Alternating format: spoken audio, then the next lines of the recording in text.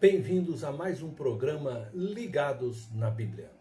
Vamos iniciar nossa reflexão de hoje lendo Mateus, capítulo 20, do verso 17 ao verso 19.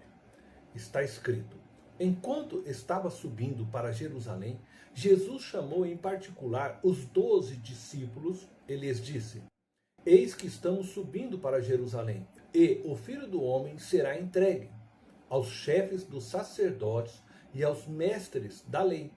Eles o condenarão à morte e o entregarão aos gentios para que zombem dele, o açoitem e o crucifiquem. No terceiro dia, porém, ele será ressuscitado. Não há muito para explicarmos a respeito destes versos. Conforme o que lemos até aqui do Evangelho de Mateus, Jesus está pela terceira vez anunciando aos seus discípulos sobre sua morte e ressurreição. Esse anúncio é o mais detalhado dos três que lemos até aqui. Na sequência do texto, Mateus passa a narrar a respeito de um pedido ambicioso que uma mãe faz a Jesus. Vejamos o desdobramento deste pedido, conforme está escrito no Evangelho de Mateus, capítulo 20, do verso 20 ao 28. Então aproximou-se de Jesus a mãe dos filhos de Zebedeu, com os seus filhos, e prostrando-se, fez-lhe um pedido. O que você quer? Ele perguntou. Ela respondeu: Permite que no teu reino estes meus dois filhos sentem um à tua direita e o outro à tua esquerda. Jesus lhe disse: Vocês não sabem o que estão pedindo.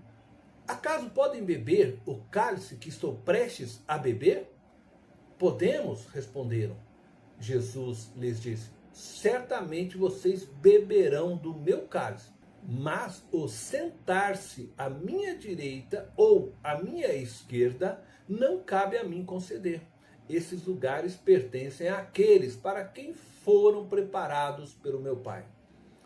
Quando os outros 10 ouviram isso, ficaram indignados com os dois irmãos. Jesus os chamou e disse: Vocês sabem que os governantes das nações as dominam, e as pessoas importantes exercem autoridade sobre elas. Não será assim entre vocês. Ao contrário, quem quiser tornar-se importante entre vocês, deverá ser servo. E quem quiser ser o primeiro, deverá ser servo dos demais. Tal como o Filho do Homem, que não veio para ser servido, mas para servir e dar a sua vida em resgate por muitos. O texto que acabamos de ler nos traz como ensino central que a verdadeira grandeza no reino de Deus vem do serviço humilde aos outros, e não da busca por poder ou posições de destaque. Eu gostaria de chamar sua atenção, primeiramente, à forma como essa mãe se aproxima de Jesus.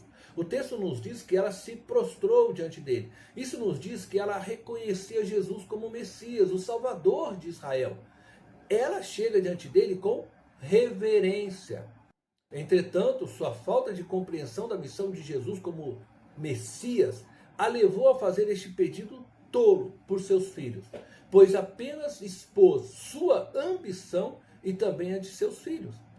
Ela, assim como os filhos Tiago e João, e todo o povo de Israel, acreditavam que o Messias iria libertá-los do poder opressor exercido pelo Império Romano sobre eles. E então, uma vez libertos, o Messias estabeleceria o seu reino sobre todo o povo de Israel.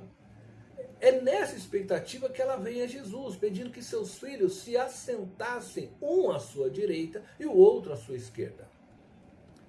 Esta mãe, juntamente com seus filhos, está em busca de um lugar de honra para eles, de um lugar de glória, pensando que poderiam desfrutar daquilo que a amizade com o Rei Jesus poderia lhes proporcionar. É notório pelo ensino de Jesus que a expectativa dela e dos filhos com respeito aos benefícios que receberiam através deste lugar de honra estavam equivocados, pois eles se baseavam no que viam nas relações de poder daqueles que os governavam. Isso nos mostra que, apesar da convivência com Jesus, e das ênfases de seus ensinos, eles não tinham renovado sua maneira de ver as coisas. Muitos estão nas igrejas vivendo desta forma. Ouvem os ensinos de Jesus através das pregações dominicais, seminários, conferências, mas continuam vivendo com a mesma mentalidade, como se nunca houvessem se convertido ao Evangelho de Cristo. Continuam em busca de honra e glória neste mundo, se aproximam de pessoas pelo interesse, por aquilo que elas podem oferecer a elas.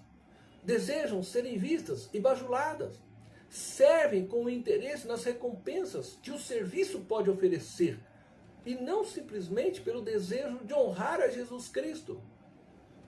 Diante essa realidade que normalmente temos de buscar honra e glória para nós, é que Jesus diz para aquela mãe ambiciosa e seus filhos que eles não sabiam o que estavam pedindo, porque no reino de Deus a honra e a glória são dadas não para aqueles que a buscam, mas para aqueles que servem com humildade, sem interesse na recompensa.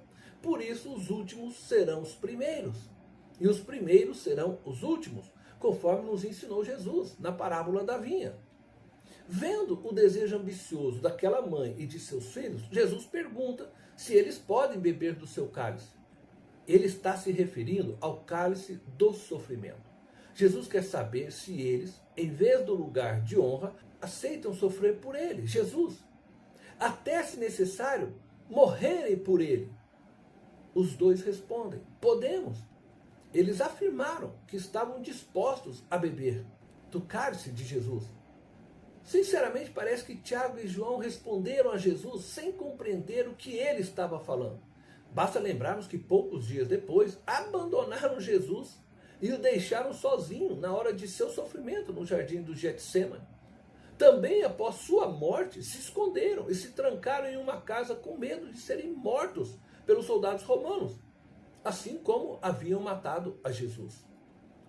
Embora nos pareça que eles não soubessem o significado do cálice oferecido por Jesus naquele momento, esses dois discípulos mais tarde vieram a sofrer por Cristo. Tiago foi martirizado e teve a sua cabeça decapitada.